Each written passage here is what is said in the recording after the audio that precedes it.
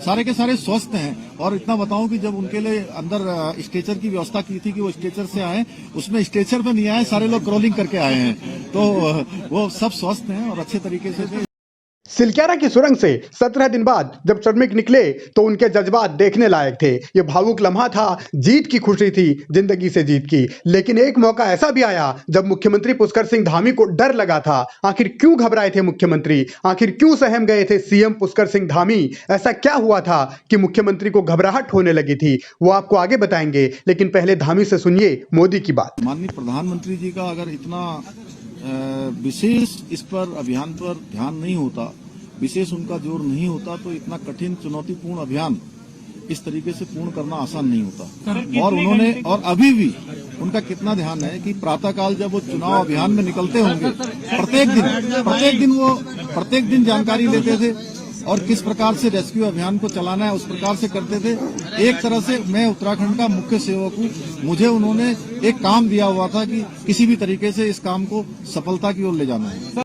Rescue को लेकर किस किस ने मेहनत की, किस किस ने काम किया, ये सब इससे वाकिफ हैं। लेकिन सवाल दरअसल ये है कि जो चुनौतियां थी उनसे पार कैसे पाया गया। और जब श्रमिक बाहर निकले तो हर किसी का हौसला बढ़ाया गया, सबकी आंखों में आंसू भी थे, लोग खुश भी थे। लेकिन ये भावुक करने वाले लम्हों के बीच उत्तराखंड की सरकार की ओर से कुछ ऐलान भी किया गया है। देखिए, राहत राशि के लिए हमने अभी सभी श्रमिक भाइयों के लिए अपने उत्तराखंड राज्य की तरफ से 1-1 लाख रुपए की जो है व्यवस्था की है। 1-1 लाख रुपए की जो है कल हम उनको सभी को चेक सौंपेंगे और भी जो सहायता होगी वो करेंगे।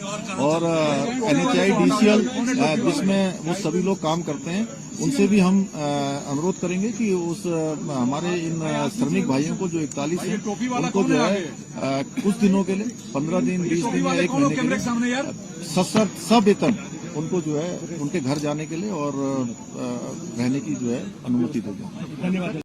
श्रमिकों को नया जीवन मिला है, यही सबसे बड़ा तोहफा है। लेकिन अब बात मुख्यमंत्री की घबराहट की। आखिर ऐसा क्यों हुआ था कि धामी डर गए थे? अब धामी विक्ट्री साइन दिखा रहे हैं। लेकिन एक दिन ऐसा कब आया जब धामी को लगा था कि संकट बड़ा है और समाधान की उम्मीद उन्हें नजर नहीं आ रही थी? ये बात भी खुद धामी से ही सुनिए।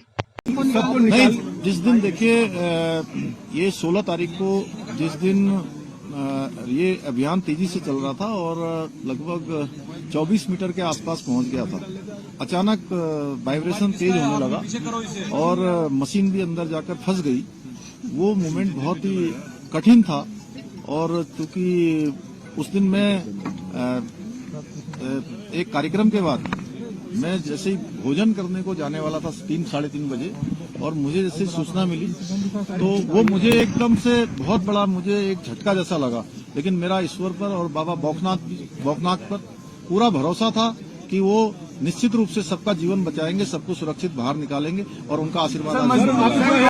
41 जिंदगियां जब संकट में थी तब धामी को डर लगा, लेकिन उन्होंने विश्वास किया आस्था पर और विश्वास किया जो रेस्क्यू टीम है उनकी मेहनत पर। अब सभी श्रमिक बाहर निकल आए हैं, सकुशल हैं, स्वस्थ हैं और यही उम्मीद है कि आगे भी ये स्वस्थ रहेंगे। और जिस तरीके से इस विक्ट्री साइन को बनाया गया उसमें जो सेना के जवान हैं, NDRF है, SDRF है, उत्तराखंड पुलिस है या दूसरे जो भी इस राहत बचाव काम में जो भी टीमें, जो भी लोग जुटे थे, उन सब के लिए भी एक सैल्यूट जरूर बनता है।